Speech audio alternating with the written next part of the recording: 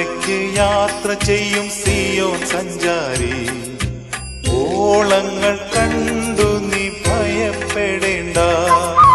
കാറ്റിനെയും കടലിനെയും നിയന്ത്രിപ്പാൻ കഴിവുള്ളോൻ പടകിലുണ്ട്. കാറ്റിനെയും കടലിനെയും നിയന്ത്രിപ്പാൻ കഴിവുള്ളോൻ പടകിലുണ്ട്. അക്കരയ്ക്ക് യാത്ര ചെയ്യും സിയോൻ സഞ്ചാരി, ഓളങ്ങൾ കണ്ടു നീ ഭയപ്പെടേണ്ട.